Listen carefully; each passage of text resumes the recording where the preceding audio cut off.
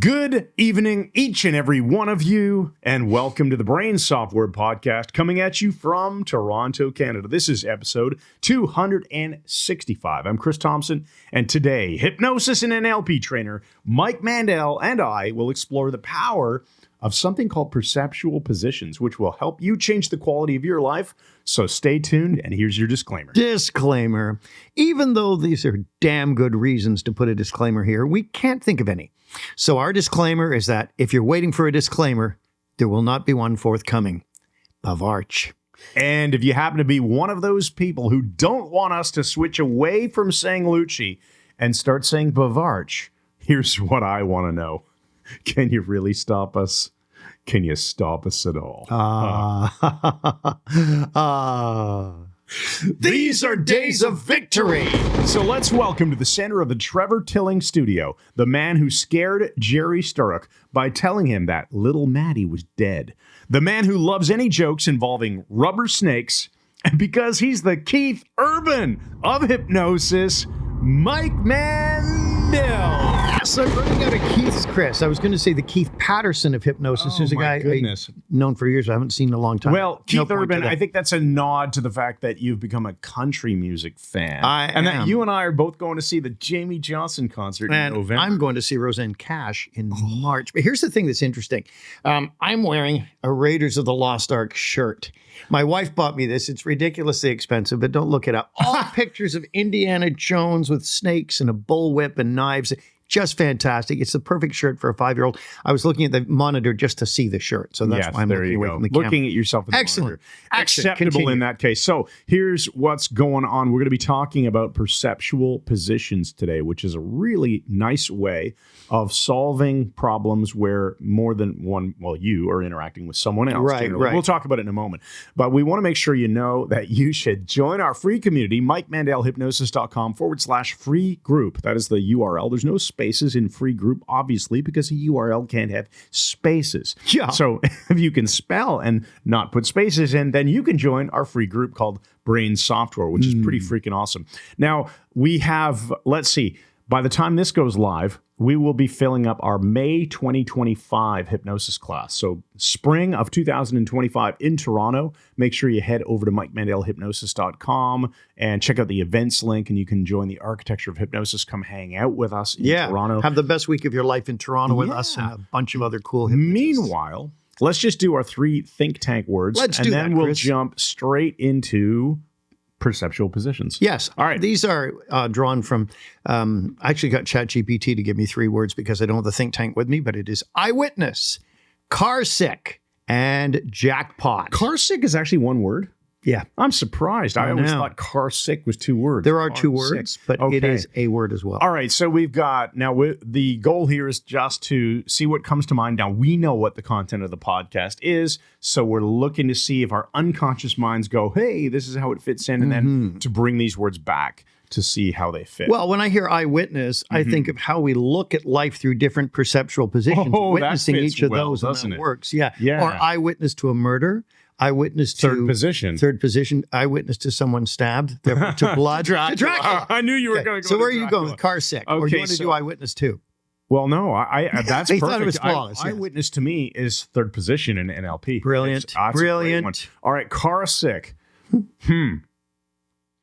I think of CARSICK. I think of, funny enough, I'm going on a riverboat cruise. My wife didn't do well on an open ocean cruise in our 20s. Yeah. And hopefully the riverboat cruise is a different story. But the idea of moving and people feeling sick, I think is as a reminder of you need to change things every once in a while. Definitely. If things are going down a path, you're in a car and people get car sick, it's like a cue to get the heck out of the car and do something different for a little while. Yeah. Now that's interesting. So have you used the wristbands, the acupuncture ones? No. They work. Then, yeah. I've been on a cruise. Everybody who had them had no problem. I took them off in the shower and in like about a minute started to feel sick. Oh, weird. But it's all on, it's 2 fingers from here.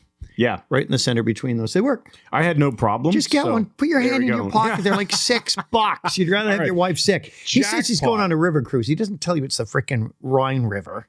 But anyway. It is the Rhine River. Right, I've never done anything like this before. Germany. A week from today, we will be in Poland I know. And then we fly to Amsterdam after that, which we spent a couple of days. Are you in at. Germany at all? Yeah, the most of the trip is through Interesting. Germany. So you start in Germany and just invade into Poland. You can replicate history. We start in Amsterdam. We go through Germany. There's a little piece of France. Yeah. And then we end in Switzerland, Lake Como in Italy, back to Warsaw to fly home. Nice. You're living what the socialites call a full life. All right. So anyway, what that's about what's going on. jackpot? It sounds like you've hit the jackpot. I think I've hit the jackpot with my wonderful wife organizing this amazing vacation, certainly which have. is to She's celebrate good at that. my 50th birthday. Which is passed. So no what need is to talk jackpot, about though? I think a jackpot is different things to different people. Jackpots really should be... it. I'm wondering where you're going with this. What is the jackpot that you're after in your life? That's what I'm thinking.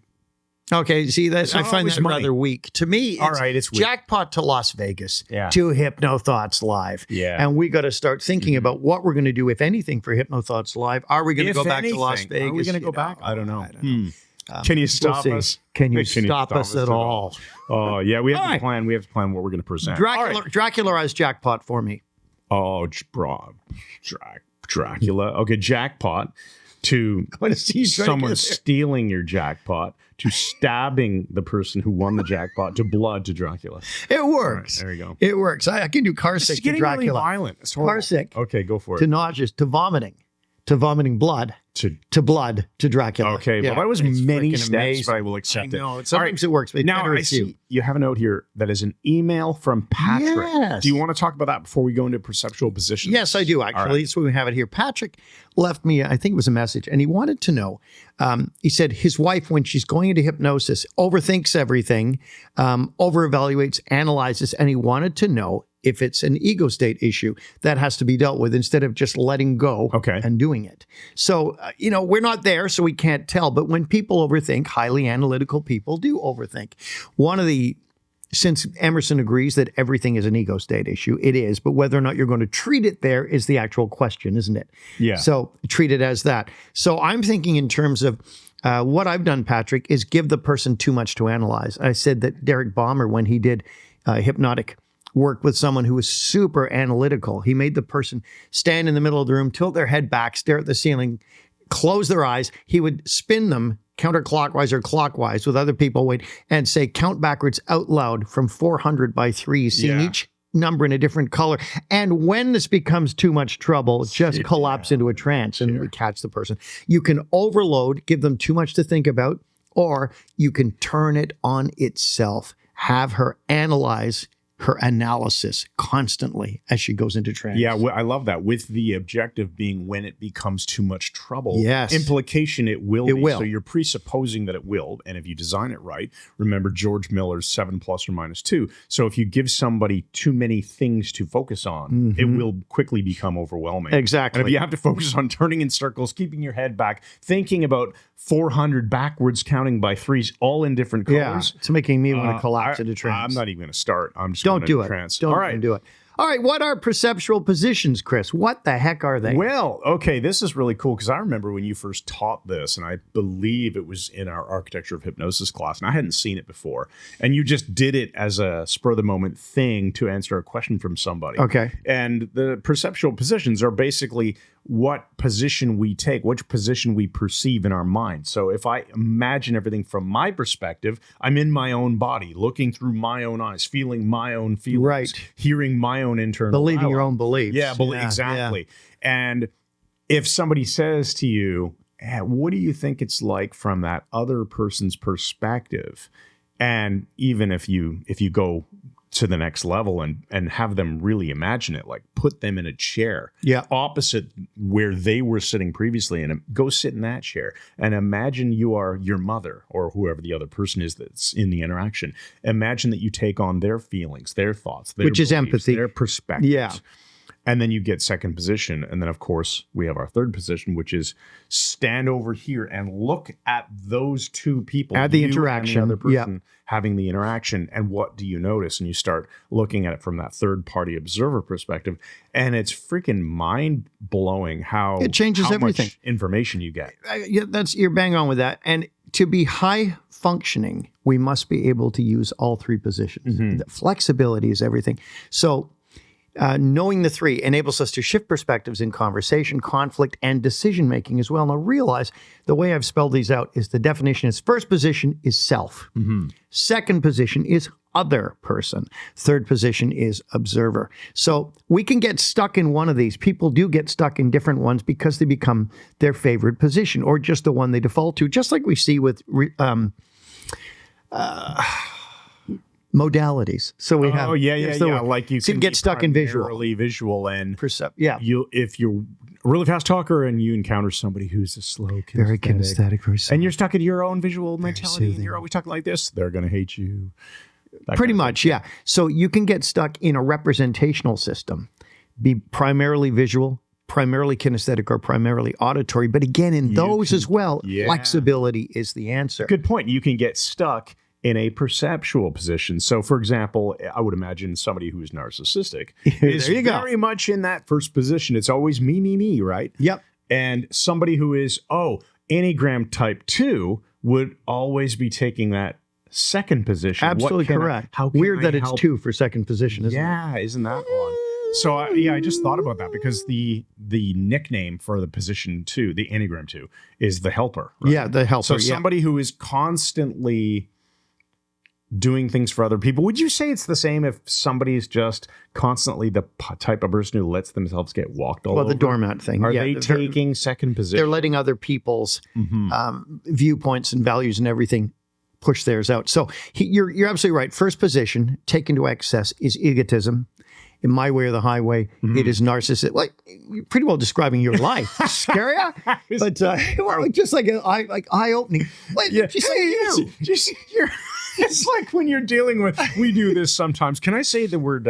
Can I say a bad word on this podcast? Well, it depends what it is. I just love the idea that when someone's a total dick, and we won't do the dick chat. No, okay, I won't say the actual word. I'll just say I'm intrigued here. It's like when someone's a jerk and you feign like this discovery that, hey, you're one of them a-holes. That's right, Mike Smith, yeah. Yeah. So it's just dawning on him. He says, I think the way you're. Wait a minute. He goes, one of those? You're an a-hole. Aren't you? And I changed it to, you're one of them. Like this, I've heard about this. Yeah. I've never encountered That's one. pretty good. Yeah. Well, that's someone stuck in first. Stuck in second, yes. You can be walked all over. You're seeing everything from the other's perspective. Derek Balmer said the problem with being stuck in second is you're taking on the empathy, the other person's physiology, everything. Yeah. And he said that one of the highest, I've never checked it, but he said one of the highest cancer rates in the world is among oncologists. And he said, think about it. You're going to second position all the time because you care about your patient and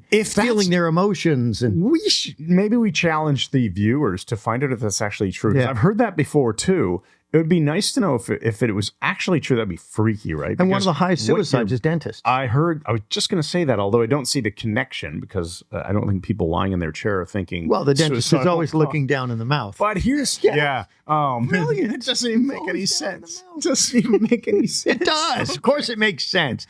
Down in the mouth. You're looking rather down the mouth. That means sad, depressed. Oh, I didn't know that. Dentists are looking down into someone's mouth. Really?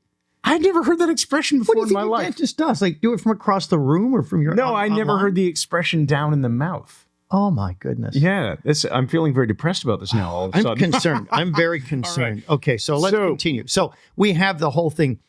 If you're stuck in second, you're stuck in empathy. By the way, and what do therapists need to learn how to do? You've got to have a lifeline. Back right? to Derek. Yeah, say shake off second position. So when I was a therapist starting in the 1993, good grief, that's a long time ago. I did it for about 7 years, but didn't start training with Derek till about middle of 1990s. But he said, shake off that someone's boxing us. I'm going to put my phone on silent. Yeah, it's on silent. All right. It's so weird. It must be mine. All right. So he said, make a point of shaking off that state at the end of the day. And I would do that. At the end of the day, I'd get up, stretching, just moving, I'm me again. Let go of it all. Making that intentional decision to shake off all the second position because it'll drag you down if you carry all that stuff. It reminds me also of the idea of shaking off any first position crap too, the garbage can technique at night, right? Where you can just lie in bed and as you're imagining transitioning to sleep, you can think of all the crappy stuff that you don't want to be focused on and imagine literally putting it in a trash can as first position. But same idea here that if you're carrying around any the other residual stuff. From the other That's a good person. word. Yeah, residual emotions. Crap of Yep. their shitty second position. Yeah. Then shake that off. Now, when you said the garbage can, I thought you were going to talk about me and Bob Gray yelling, "Hell yeah!" Oh, no. Long neck beer bottles across the room. that I story? told it already. Oh, on there one you of these. go. Onto Okay, the, we'll hitting into not the tell it garbage again. can, the waste paper basket on top of the Sony Trinitron. I Yeah. don't think we ever missed it though. That's crazy. It was interesting. I was a much younger man then. That was the 1980s. You were I wouldn't do that throwing now. beer bottles, glass beer bottles, from the bed on From a each hotel bed, room had into our a own. garbage Nothing wrong can. with it. So you Was finish it it. Was in it at least a Texas. carpeted floor just in case It was. you missed? We were, Okay. but it was on a desk. The TV was on a freaking bureau or something. So Yeah. this is the 80s. This was either Houston or Dallas. And so finish the beer, yell, "Hell yeah!" Fling it. It's got to spin. The rose, it had to spin in the air. You couldn't throw it underhand. You had to throw it overhand, and it would crash into the waste paper basket on top of the TV. You're a much we more never got it wrong. well-integrated human. Thanks, now. buddy. Yeah, I am. okay. I don't do stuff I used to do back then. Now, what about third position observer? If you're stuck in that, you're getting into things like dissociation from your own life. Oh, for Out sure. of touch with your own feelings. Yeah, you won't be able to really feel the emotions of a situation if you're stuck in. For sure, yeah. Everything, which is great. I think we talked about this on one of the prior podcasts where we taught the ADAC method. Right. We taught the idea that, sorry, not ADAC method. I'm thinking about when we just I agreed with discussed you, even submodalities. Yeah, that's weird. If you Yeah. dissociate, you will flatten emotions, right? Yeah. That was it. We did like a YouTube short or something. Something like that. We probably did a long form video too. Probably. I can't remember. We do a lot of content.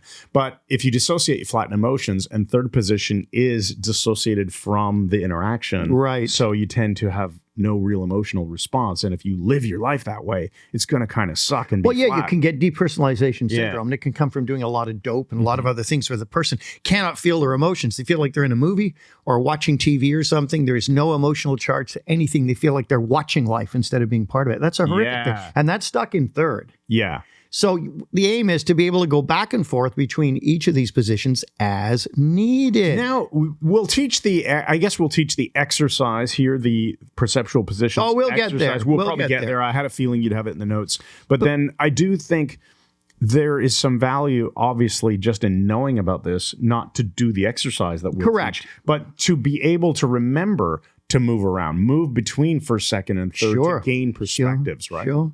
In fact, let's go through the points because you're bang on. Okay. In first position, you strengthen your assertiveness, your self-awareness, because you're feeling your own emotions, hearing your own thoughts, and it gives you clarity about your own personal needs. But staying too long in first position, ego, it leads to limitations and a failure to see the needs of others. That can break emotions because someone feels neglected. You don't even pick up on it because I'm not some first position and that. That's what you want to be careful of. Now, if you're wanting to get into first position, right, just so we can allow people to have that experience of, well, how would you get in? How do you know if you're in first position? You're associated into your own body, right? Yeah. So if you were to close your eyes and imagine a scenario, let's say something that bothers you, or alternatively, something that you're thrilled about, that might be a better one to experiment with. Ouch. Find something that you love doing. So for example, if I put myself in first position and imagine I love playing volleyball, well, I'm not seeing myself on the court with my teammates. Absolutely not. In third position.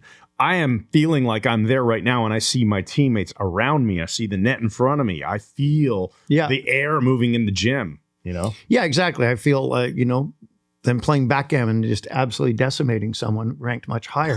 Online This is the backgammon. sort of thing I do. You Now- with your iPad in front of you. Yeah, so this is it. I said that if you get stuck in a position, it's not the same as staying too long in it. So I said staying too long in first leads to limitations and failure to see others' needs, but getting stuck in first, where that's where you spend all your time, that's egotism, narcissism, selfishness, and even greed will come in. I'm going to good cough point. here. Yeah. I'm back. I'll cover for him while he Thanks, coughs. buddy. Now, what about second? So it said stepping into another person's shoes. That's what Derek called it. Yes. And it's even the native North American thing, do not judge a man unless you walk 2 moons in his shoes. They spent 2 months living their life. So we realized a lot of the things that seem like bad behavior or crap or whatever it is, we're not seeing it from their perspective. If we were, we'd be much more amenable to listening to them and wanting to help them. It would open up our mind to new ideas. We would understand people's perspectives. We might take on new beliefs about a situation, which might lead us to behave differently, right? Correct indeed. Now, And it's better for rapport building, obviously, if you can get into second position. Like, I'll give you an sure, example. yeah. I'm an Enneagram 9, right? What they call the peacemaker. I'm a natural rapport builder. So if I'm having a conversation with you, let's say we're at a party or something like that. Or Colonel Bastards. Yeah, we're hanging out. And I see somebody that I know walk into the room. I immediately, unconsciously, automatically put myself into that person's shoes, second position of that person who just walked in, and think, oh, I want to be included, right? So I naturally bring them into the conversation, Enneagram 9. and I'll feel like a dick if I don't, because I'll be in second position thinking they're being left out. And Now that's not a very fun interesting. feeling. Now for me, if someone new comes into the room, I'm immediately thinking, if they go psychotic, do I have enough weapons on me to deal with them? And the answer is always yes. It's always yes. Now let's get back to second again for a second.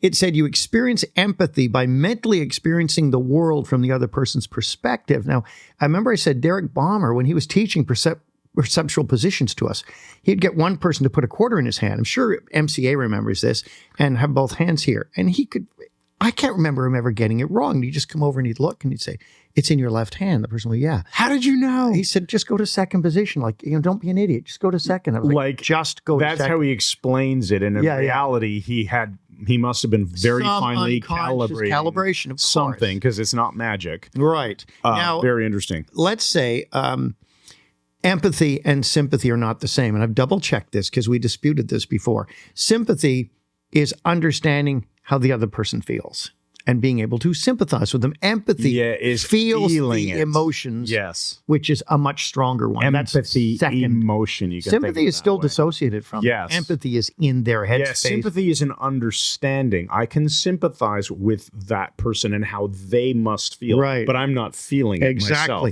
Yeah, Right. I said it as sympathy is I feel for you. Empathy is I feel with you. I feel with you. I feel it alongside you. Yeah. And that, if you can go into empathy, into second position with someone who's going through a hell of a lot of grief. And I said, there's been 3 deaths on our road at the cabin, almost 4 as we were talking. Wow, that's crazy. Interestingly, when people are grieving, sometimes they just want someone there to feel the emotion with them and say nothing. Yeah. And that can be very, very powerful. Now, second helps you resolve conflicts because you experience the other person's emotions and perspective. Yes, exactly. Very powerful. Hence it works for rapport building, because if you're out of rapport and you want to get back in rapport, understanding how the other person feels and how they're thinking, their perspective, probably a good idea. I would think that if we build rapport intentionally using any of the NLP methods or the John Grinder ultimate rapport secret, as I call it, he doesn't. But I think we automatically go into second. I think so. Yes. Or maybe drag them into our second with us or something. Who knows? I've got here, mastering second position will greatly enhance relationships and negotiations by helping the other person feel heard. Helping people feel heard and understood is a huge part of this. What do you mean? Shut up. Okay, now if you're stuck in second, you can take on the like an itchy spot. You can take on the client's emotional problems if you're not careful. And I mentioned again, Derek Balmer's lifeline. Find a way of shaking it off. This is the whole, if you're a therapist and you see 8 clients a day with all kinds of problems. Yeah, and you come out of it going, oh man, I feel terrible. It's really easy for it to bleed across into people's lives if they're not careful to shake it off. When you're doing an exercise and you're correct, with perceptual positions, you can shake off each one in between. In fact, you should, or just intentionally go, okay, I'm out a second now. Like just pattern interrupt yourself. Yes, thank you. So third position, the observer's perspective. This is detached and objective, observes the interaction unemotionally from a distance, dissociated. Remember Hugh Comerford, a friend, NLP trainer? Yeah, increase the distance. Right. So it does not wash over you and you don't fall back into the state with them. Right, because just be dissociated versus associated, that is a submodality in and of itself. Sure it is. But distance is another submodality. So if you want to increase the effect of the dissociation, push it out even further, right? So add the double D, distance and dissociation. Nice. There we go. See, that's why we do this. Nice. Stuff. That's lines like that, double D. Okay. Now, I had a funny line that followed that, but I can't say it in a family thing. I'll tell you at lunch. Interesting. Remind me. Oh, I will. I will. Oh, believe me, I will. It said, when you go to third position, it helps to remain neutral in emotionally charged interactions. That's one of the powers, guys. You're getting into a discussion with someone or some people, and it starts to get heated Go to third position right away. Just dissociate from it. See the interaction from the outside in your imagination. Right. And immediately you will not get as drawn into slights and jibes and jabs and jibs. And you just made me think of this as a hilarious proof point. Right, Imagine that you're in a heated argument with someone, okay? Yeah. You're sitting at a table together, you're pissed off with each other for whatever reason, and some third-party observer walks in and is just irate with both of you from simply observing. Is it? It would never happen, right? No. It would never happen. he'd say, you're one of those, aren't you? Because the third-party person who's just watching you and isn't involved in it, that's by definition, they're the observer, they're not going to get all pissed off. Absolutely Unless not. you're irritating them because you're making too much noise and they're trying to have a birthday always party that. or celebrate their anniversary or something like Now, that. the other interesting thing about it, not only does it help you remain neutral, as he's saying, but it provides insights into conflict resolution, self-reflection, and giving uncontaminated advice. Because when we're giving an advice from third, we're not giving it from our perspective or That's theirs. a really good Yeah, point. thanks. Because oftentimes when people give advice, maybe it's like, I want to say they're going into second, but they're not really. They're almost putting themselves they're in first in an imaginary situation where they're imagining having the same problem from their perspective of first. Do you know what I mean? Yeah. Like if you're asking me for advice and you're saying, hey, the best way to do this is step into third, see it from the outside, and offer clean, uncontaminated advice. Okay. Yeah, 100% makes sense. What do people often do? They contaminate it with their own beliefs. And so they imagine in their own first position that they're in the situation. Yeah, totally. And they're giving you first position advice. That's what I think is totally. happening. And the proof of this is people who do this, go into third position or go into first like that. You can tell because when you're making your point, they're not interacting. They're waiting for their moment to say their next thing, which is all very, very first kind of position. like what we do to each other. Like all the I'm time. doing right now, actually. Yeah. Now, this is interesting. I'll wait for all the emails that say, you guys interrupt each other too much. So yeah, what? We're not going to stop. Hey, listen, Newsflash. can you really stop us? Can you stop us at all? And that's a big no answer. Listen, third is a meta view of the relational dynamics without getting pulled into them. That's a good way. Thank you. Yeah. I just wrote that then when you were talking. Yeah, like gravity pulls you in if you're close, right? Gravitational force is inversely proportional to the square of distance. So the further you are away, the more that you can watch it without getting sucked in. So do you believe in gravitons or gravity waves? I have no idea what that even means. I just wanted to show a little bit of superiority here. Now, look. But I was saying inversely proportional to the square of distance. That's right. You can say another funny thing there. I bet you can. My brain is just on fire. I haven't even taken my magic drops. I'll be doing that before the next thing we do. Now, when you're stuck in third, it equals zero understanding of self or others because life is dissociated. Right, which is why flipping back and forth, switching positions can be useful, but being stuck in a position, ooh, that sucks. That's terrible. You know? Third is a meta view. We said that, but shifting brings clarity and understanding. It is when we are able to freely move between first, second, and third that we become more integrated, or at least let's say more functional. Maybe not integrated, but question. When did you last step into someone else's perspective? Really good question. Okay, so now you're forcing me to come up with an answer here. Correct. When did I last step up into someone's perspective? Well, just think of how it makes me feel when you say that. Scary that you're doing it now?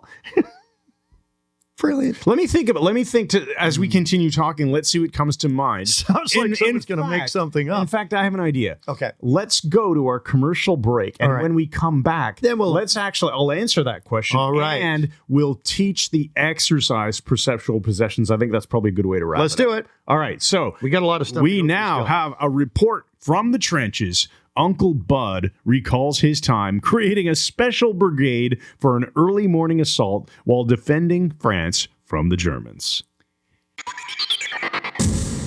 It was the evening before our big push into German territory, and things had been going rather well. Dennis Bryce Morgan was holding court in his tent. Well, not much of a tent, really. More closely resembled a large, well-appointed brick bungalow with a stone fireplace, a wine cellar, and a roulette wheel, and a first-class chef from Paris in the kitchen, next to the whiskey-tasting room and Lady Melbury's bedroom. "I say, Bud," said Bryce Morgan, "how many Johnnies have we got here today?" I replied. We were at least a dozen, perhaps a few more. Johnny Bortman was lounging on the couch drinking brandy, and he jumped into the discussion saying there was a couple of new chaps who were Johnnies. Johnny Yumzabo and Johnny Duplantis Lalabaluli, which was true, and I asked why he wanted to know, and Bryce Morgan opened another bottle of Krug champagne and told us this idea of an all-Johnny assault force to lead the charge in the morning. He said it would be nice to place bets on who would survive the great push into the German trenches, who would be injured and who wouldn't come back at all because they were dead. At worst, it might be a good idea to cull the Johnnies and thin them out a bit, which would make remembering them a less daunting task, especially since there are about 15 of the bastards now. Well, who would lead them? I asked. Bryce Morgan had already figured it all out, and the old Colonel, Peter Fitzwadsworth Smythe, smiled at me and said they thought Squatter might do it. Well, how will you ever talk him into that? I asked the Colonel. And Bryce Morgan said it was easy. We'd give Squatter a medal and call him the Johnny Captain, and Squatter's pride would do the rest for us. But the men will be decimated under his leadership, I said. We'll never win the war. We'll never win the war ended if we send idiots like Squatter into the fray as commanders, I objected. Well, who wants to win the bloody war? Who wants it to end? Asked Bryce Morgan. I've never had it so good. And this was true, as Bryce Morgan had won a lot of money by betting on Lord Melbury's horse in the 6th race at Belmont, and then cornered the market in malt vinegar and brown paper, which was now being used to make tents, uniforms, badges, and also a lot of Chinese takeaway food. So the old Colonel gave Squatter the medal that night, stating he was the official shock troop Johnny Captain. He'd have the privilege of leading the charge in the morning, which made old Squatter beam with pride that his value was finally being recognized and made use of. So Squatter gathered up Johnny Leif Imniotwo, Johnny Bortman, and Johnny Baboon, and they set out to find all the Johnnies they could. Although it must be said that Johnny Brookman Ding Tilasia was in London purchasing extra malt vinegar for Bryce Morgan's business interests. And the next morning, Squatter launched the attack, Webley pistol in hand, and things went off the rails and fizzled out pretty quickly after that. And despite Squatter's attempt to lead the Johnny Brigade, as they were called, with what was actually a water pistol filled with malt vinegar, and after failing to spray the well-dug-in Germans in the eyes, they retreated and went to the infirmary or the hospital tent for the most severely injured. Although it wasn't much of a hospital, more like a large sheet of cardboard sprayed with malt vinegar and covered with crayon drawings of various medical symptoms and all the doctors we didn't actually have. It was so uplifting, thinking back of all those wonderful chaps limping back with gunshot wounds, so cheerful about it all. I really, really miss the war. Okay, and we are back. So let's wrap up. We're going to teach perceptual positions, and I'm going to answer the question. So I thought about it during the commercial break, and well, actually, I have 15 examples. No, I'm kidding. No, I got an answer. All right. I was actually this morning, just over coffee before you got here for the podcast, I was replying to an email that I noticed had been sitting in our Picthos. Picthos is our sister company that does business automation and stuff. 4 days ago, somebody had messaged and I hadn't responded. Uh-oh. And I felt like a jerk, making the person wait for 4 days to hear back from me. Well, the immediate response, read the email, immediately unconsciously stepped into second thinking, I'm obviously a jerk here because I could have told you that. Yeah. So, and then of course that helped me factor in my response. The automatic response is, oh my goodness, I'm so sorry I kept you waiting for 4 days, kind of unprofessional. Yeah. Let me answer your question. And then boom, there you go. Brilliant. Okay, so you answered it for me. That's perfect. There you go. How do you use perceptual positions? Well, you're going to use words or phrases locked to each position. So let's say you have an issue with somebody, and we would run this in AOH in Toronto, and I would demonstrate this quite often. We can talk about it verbally enough that you'll be able to do this yourself and then do it yourself. That's my aim here. Yeah. That's my outcome. So let's say there's a person you had a bad argument with, or you just don't get along with them. And so we'd pick an example like that. Or you're having an ongoing disagreement with. Sure. And an interaction with another human is the best way to do this. In fact, it's probably the only way, which is the entire point. So what you do is put two chairs, like stacking chairs, whatever, facing each other about 3-4 feet apart. You sit down in one, and there should be room to the side of you that you can stand there in a minute. So you got two chairs facing each other. You sit in one, and in your imagination, you put that other person in the other chair looking at you in your mind, and you imagine the usual interaction between the two of you. And then you give it a name, generally a word. What do you call this interaction? Not the person, the interaction. It might be from your psychodynamic loop from position one, first position here. So you'll probably say something like, frustrated. Yeah. Okay, so yeah, whatever. So we'll say it's frustrated. So now you've got the word. Now you stand up, shake it off, go and sit in the other chair, and you are now the other person looking back at yourself in your imagination. So you've now gone to second position. Right. Now view the interaction again from their perspective with their feelings, emotions, looking at you. You'll give it a word. And it'll be a different one altogether. It might be something like upset. confused. Yeah, you're confused, irritated, right, upset. When you've got that word, let's say it's confused, you stand up, shake it off, and now immediately go to the side. So the two chairs facing each other are empty, and you see yourself in the one chair, the other person in the other, and having their usual interaction. And you're dissociated. And you're dissociated. Stay back a bit. And as you get this interaction, you give it another word. So it could be something like misalignment. Misalignment or ineffective. Yeah. So when you've got that word, shake it off. There won't be much to shake off from third. Go and sit back in the first chair and be yourself again. And notice how the relationship has changed. You'll notice, imagine the other you. Imagine that you're you and you're looking at the other person. And what word are you going to give this interaction now? It will have changed. It might be something like misunderstanding. Or it might be something like, I would go so far as to say, if you do this exercise all 3 rounds and then go back to the starting spot perceptual position 1, it's impossible for it to not change. Yeah, that's right. That doesn't mean it'll be fixed, doesn't mean it'll be so-called perfect, fixed or but you'll perfect, get insights. But it will change automatically because you're forcing your brain to do things that it wasn't. Not normal. forcing, you're opening. I don't like to force the brain. You're forcing. You're forcing yourself. I'm forcing my hand to put on. You are encouraging yourself to do something that your brain hasn't typically done.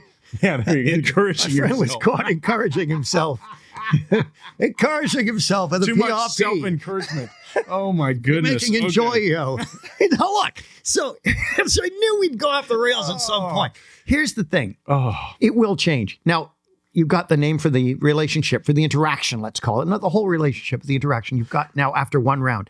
If you like that, if you've got enough insight, that's it. Stop. It's done. If not, go around again. Now, I was reluctant to do this because my first NLP teachers, before I did New Code, they taught to go to 4th position. And they were lovely people, but they were getting woo-woo. Pretty well known for creating different patterns and stuff instead of just using what's there. Yeah. And so they had 4th position, which you stand on a chair at an angle and look down. And look at the 3rd position and looking at the group. Said, well, why stop there? Like, why not go to the moon? Why not? Yeah, why not be in the, in the top deck of a 777 or whatever airliner? Yeah, or in a Subaru going across the line like crashing. over the Atlantic Ocean. Whatever. Looking at Dracula, yourself. Castle Dracula. It The gets bottom nuts. line is this. I did it in class in AOH. With someone, and it actually gave them another insight I had not expected. Would they have not had that same insight just from doing 3rd again, though? Well, I know, but they're seeing 3rd as well. Weird. Yeah. So anyway, just consider that. But we go by 3 positions, not 4. And with practice, you'll be able to switch easily and benefit from all of the perceptual positions. That's really important. So run this program on yourself, run it on someone else, and it's mind-blowing. Yeah, I think that there are 2 techniques that are conversationally great go-to techniques whenever someone is having an interaction issue with someone else. The other ADAC? Perceptual positions. Well, ADAC, I suppose. So we got 3 now. No, I was thinking theater of the mind. Oh, yeah. And I don't know if maybe we'll put that in another podcast. Maybe we've already talked about it. We've been doing this podcast for like 12 freaking years. Oh, man. I wonder I'm sick of it. Yeah. Sick of hearing myself talk about the damn Johnnies. If you Google theater of the mind, I bet you we have it somewhere. All right. Anyway, John it's Grinder's another brilliance. way of having somebody look at an interaction and realize that they are part of that psychodynamic loop and they can change to cause the other person to change. So those 2 techniques, I think, are really good at getting people to open their minds position, to theater of the mind. Yeah. Yeah, very nice. Very good. Very strong. Yeah, I'm pretty sure we teach it in the NLP. Essentially. Remember the way John Grinder's stuff, the way you change another person is by changing your own behavior. Right. Don't change them directly. Change your interaction. It's amazing. So you have an empowering question for us, young Christopher. All right. Let's go to the empowering question for episode 265. So here it is. Ask yourself, which perceptual position do you spend the most time in? And what will you do about that? And how much malt vinegar will you need to buy now? And how much brown paper will you be forced to buy to go with it? That's right. Brilliant. I have a Metafive, which is one better than a metaphor. This is one you've never heard, Chris. It's kind of interesting because it teaches a number of life lessons. I'll be the judge of that. In 1993, I was doing my second tour of Australia. And I was working with Kingsley Gifford, great guy, amazing creative guy. I mean, just really creative beyond belief. And we traveled all through Australia, had an absolute blast together. And one night we went to Canberra. And I was working, which is the nation's capital. Canberra's a tiny, perfect town. You know, a light bulb burns out in a street light. It's fixed in 30 minutes kind of thing. And I did a gig at the Private Bin. It's probably still there. I set the new record. We beat the Private Bin attendance record by 50 people. And I got a picture from the stage with my big, Minolta camera back then. It was a blast. Kingsley said, let's go back to my parents' place. So we stayed overnight at his parents', or at least we were there for supper, I recall. And his parents were lovely. His mom was great.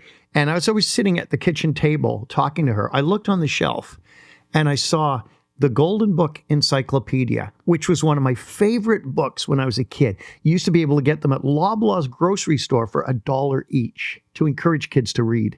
And it's about 12 in the series. I never had all 12. I had about 4 of them, but I love this. And you pictures and all this. And I had the reputation of being the only kid in the school who read the entire encyclopedia, which was nonsensical. I'd only read 4 volumes. Yeah. And it was a kid's encyclopedia. And I said, wow, I had that when I was a kid. It was wonderful. I was just looking at it. And other kids had gotten to it. There was some crayon marks in it. And it was nice to see them again. I forgot about it. Fast forward a number of years. Probably 15 years. A parcel arrives at my house. Kingsley's his mom and his dad were both deceased now. And it was in her will. She said, those encyclopedias are from Mike Mandel. And they packed them up and sent them in a box all the way from Australia, first class to my house. I opened them and I almost burst into tears. Wow. And I treasure those, even though my wife says, do you want to get rid of them? No. Not going to happen. The Golden Book Encyclopedia, one of the best things of my childhood, still brings back the childhood ego state. All right, everybody. Thanks for listening. This has been episode 265 of the Brain Software Podcast with Mike Mandel. I'm Chris Thompson. We run Mike Mandel Hypnosis, the Mike Mandel Hypnosis Academy. So if you want to learn more about hypnosis, that was weird. You want to learn more about hypnosis, NLP, personal power, communication, influence, persuasion, living an awesome life, come and check out the Mike Mandel Hypnosis Academy. We'd be happy to have you. Just visit our website. You can start with a free test drive. It's pretty awesome. Otherwise, if you're not looking to become a hypnotist, but you're just interested in the idea of all the different awesome skills that you can use on yourself and help other people live awesome lives without formal hypnosis, we do have that free brain software group. So make sure you check it out, MikeMandelHypnosis.com/free group, and we'll see you on the inside. Thanks once again, and good night. Good night.